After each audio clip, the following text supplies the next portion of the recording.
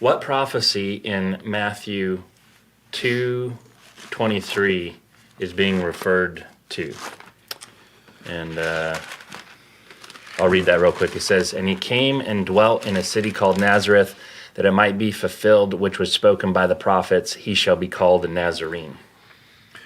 Okay. In the passage here, he talks about the prophets, and so there is not a passage in the Old Testament that says he shall be called a Nazarene.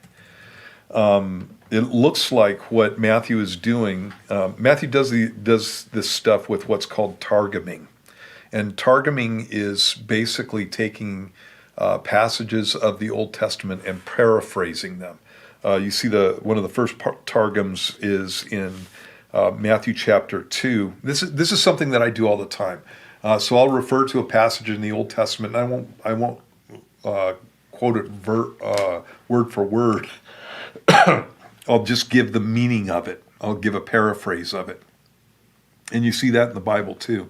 And so in Matthew chapter 2, it says, "But you, Bethlehem, in the land of Judah, are not the least among the rulers of Judah, for out of you shall come a ruler who will shepherd my people Israel." And so the first part of that verse is out of a passage out of Micah chapter 5, right?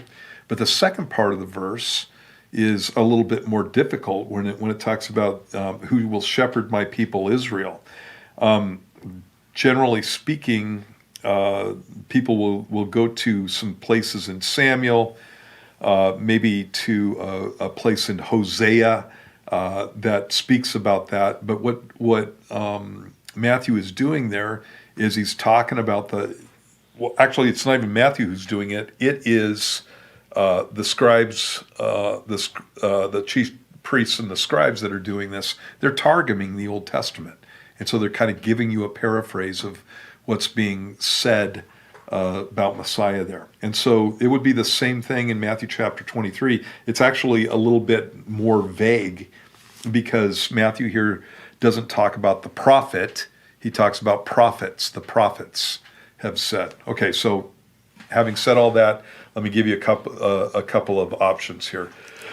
The word Nazareth has a word in common in the Old Testament Hebrew, Nazar, and the word Nazar is branch.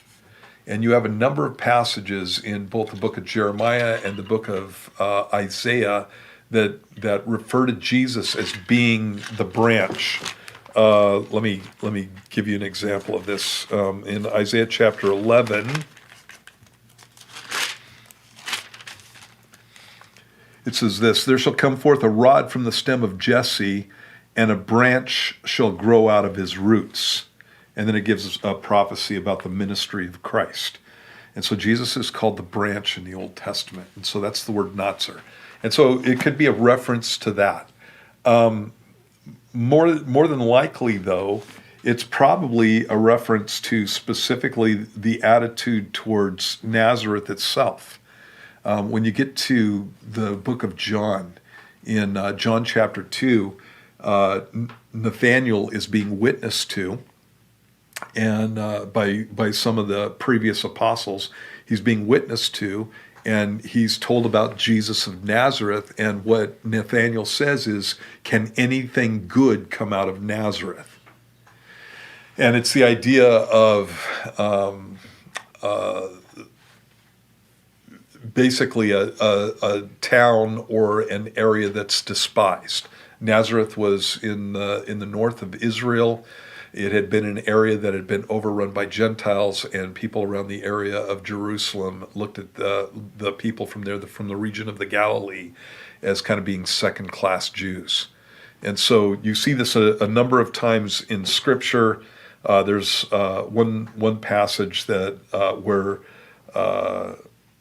Nicodemus is talking to the Sanhedrin, and they basically try to rebuke him and say that no prophet comes out of Galilee. And they forget about prophets like Jonah, and prophets like there's a couple of different prophets that came from Galilee. Capernaum is in Galilee, and it means the town of Nahum. of all things. And so, but it's again, you have that attitude towards the people who came from those areas, and specifically Nazareth. And so, again, there's a flavor that you have throughout Scripture about Jesus in the prophecies concerning him. And I'll just give it to you from the book of Isaiah, chapter 53. He's despised and rejected by men, a man of sorrows and acquainted with grief, and we hid, as it were, our faces from him. He was despised, we did not esteem him. But surely he has borne our griefs and carried our sorrows, yet we esteemed him stricken, smitten by God, and afflicted. But he was wounded for our transgressions. And so it's that attitude towards Jesus, somebody who's despised, somebody who's rejected by men, and that's what a Nazarene would be.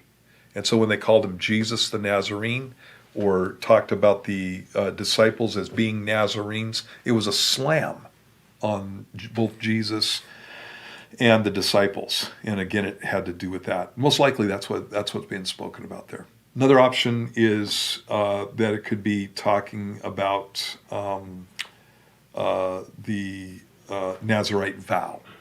And, the problem with that one, somebody who took a Nazarite vow was fully committed to the Lord, and obviously that's what Jesus was. But Jesus was not a Nazarite. John the Baptist was, though.